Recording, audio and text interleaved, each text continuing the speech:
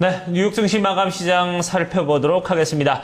김선영의 인USA SH인베스트먼트 김선영 연구원과 전화 연결해서 얘기를 나눠보도록 하겠습니다. 연구원님 안녕하십니까? 네, 안녕하십니까. 김선영입니다. 네, 자 뉴욕 증시 다시 좀 조정세를 좀 보이고 있는데 지정학적 요인들도 있는 것 같고 여러 가지 좀 요인들이 있는 것 같습니다. 자세히 좀 짚어주시죠.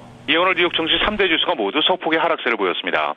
말레이시아 민항기 격추 사건으로 인해 미국 등 서방 국가와 러시아 간의 긴장 상태가 고조될 것이라는 우려와 함께 이스라엘의 팔레스타인에 대한 공습으로 인해 지난 금요일 지수 급등에 따른 찰실현 매물이 꾸준히 유입된 것이 오늘 증시에 부정적인 영향을 주었지만 장 후반 들어서는 이번 주 본격적으로 개시되는 어닝 시즌에 대한 기대감이 높아지고 국제 정세가 더 이상 악화되지 않은 것이 주가 지수의 추가 하락을 저지한 모습이었습니다. 이후 외무장관들은 내일 브뤼셀에서 회동을 갖고 러시아에 대한 추가 제재를 논의할 것으로 알려진 가운데 오늘 기자회견을 가진 오바마 대통령이 러시아에 대한 추가 제재에 대한 언급을 하지 않은 것이 일단 시장에 안정감을 준 데다 지난 주말 이스라엘의 공격으로 팔레스타인 500여 명이 사망한 데 따라 휴전을 요구하는 국제적인 목소리가 높아지는 상황인 가운데 존 케리 미 국무장관과 반기문 유엔 총재 그리고 이스라엘 정부가 회동을 갖고 휴전에 대한 논의를 할 것이라는 소식이 지수 반등에 도움을 주었습니다. 오늘 업종별로는 정유, 반도체, 태양광 등 대체 에너지, 유틸리티, 인터넷 등이 상승한 반면 운송업, 외식, 건설, 담배, 항공 그리고 자동차 부품 등은 하락했고 마지막으로 10년 만기 국채금리는 지난주 대비 하락한 2.474%의 거래를 마감했습니다. 네, 이어서 이슈 짚어볼 텐데요. 지난해부터 쭉 올해까지 미국의 대형 IT 업체들은 계속해서 해외에 있는 업체들 인수하기가 상당히 좀 바빴는데 이런 M&A에 제동이 걸릴 만한 뉴스가 나왔다고요? 그렇습니다. 최근 제약업계를 중심으로 M&A를 통해 회사의 본사를 옮기는 방식으로 법인세를 절감하려는 미국 기업들이 늘어나면서 미국 정부와 민주당이 해외 M&A를 규제하자는 움직임을 보이고 있습니다. 하지만 공화당이 이에 대해 강력한 반대 입장을 보이고 있어서 절충안으로 향후 발생하는 세금 절감용 M&A만 방지하는 법안이 채택될 가능성이 높다는 것이 시장의 전망인데요. 현재 미국 기업들은 M&A 대상인 외국 기업의 이전 주주들이 합병 기업의 지분을 20% 이상만 보유하면 언제든 과세 대상이 되는 본사를 해외로 이전할 수가 있어서 이에 대해 정부와 민주당이 이처럼 본사 이전을 위한 지분을 50%로 대폭 높이겠다는 입장입니다. 한편 현재 미국의 법인세율은 약 39.1%인 반면 네덜란드는 25, 영국이 23, 아일랜드는 12.5%에 불과한 상황입니다. 오늘 특징 종목들입니다.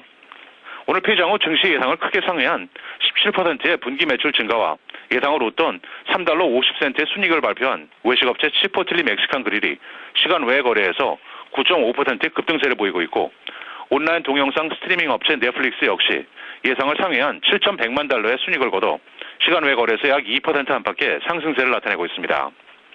증권사 FBR이 향후 PC와 모바일 부분에서 모두 매출 증가가 예상된다면서 매수할 것을 자사 고객들에게 추천했다는 소식에 세계 최대 반도체 업체 인텔의 주가가 1% 상승했습니다.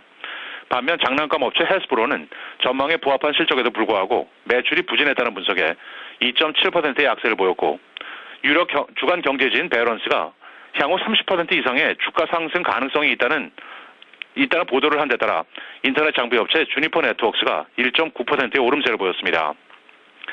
정보 조정업체 EMC의 지분 10억 달러 이상을 매입했다고 공시한 헤지펀드인 엘리엇 매니지먼트가 주주가치 부양을 위해 회사 부분 매각 등을 요구했다는 뉴스로 오늘 EMC의 주가가 5% 상승했고 중국의 식품업체인 후시로부터 유통기간이 지난 오염된 육류를 공급받은 데 따라 중국 당국의 조사를 받고 있다는 소식으로 KFC와 피자헛의 모회사인 연브랜드가 4%, 맥도날드는 1.5%의 하락세를 보였으며 마지막으로 오는 7월 24일 폐장 후 실적 발표를 할 예정인 중국 최대의 인터넷 검색업체 바이두닷컴은 증권사 모건스탠리가 투자 의견을 중립해서 비중 확대로 높인 데 따라 오늘 3.5%의 상승세를 보였습니다. 네. 그리고 이제 HSBC에서 이제 중국의 올해 경제 성장률 다소 좀 상향 조정을 했죠. 예, 그렇습니다. HSBC은행이 중국의 올해 경제 성장 전망을 종전의 7.4에서 7.5%로 소폭 상향 조정했다는 소식입니다. 이 같은 수치는 중국 정부의 공식 목표치와 동일한 것으로 HSBC 측은 중국의 3, 4분기 전망은 7.3에서 7.4%로 4, 4분기에는 7.6%에 이를 것이라고 예상을 하고 있는데요. 중국 정부는 오는 23일 2, 4분기 GDP 성장률을 발표할 예정이며 현재 증시에서는 전년 동기 대비 7.4%의 성장을 예상하고 있습니다. 마지막으로 내일은 노동부의 6월 소비자 물가인 CPI, 연방주택금융청의 5월 주택가격지수, 그리고 부동산 중개인협회 2월 기준주택 판매 등의 경제지표와 함께 개장 전 코카콜라, 알테리아, 듀폰, 암홀딩, 버라이전, 그리고 폐장 후에는 애플, 마이크로소프트, 브로드컴, VM웨어, 일렉트로닉 아트 등이 지난 분기 실적을 내놓을 예정입니다. 네, 내일 이 시간에면은 연구원님을 통해서 또 애플의 실적을 살펴볼 수 있겠네요. 네, 오늘 말씀 고맙습니다. 네, 고맙습니다. 네.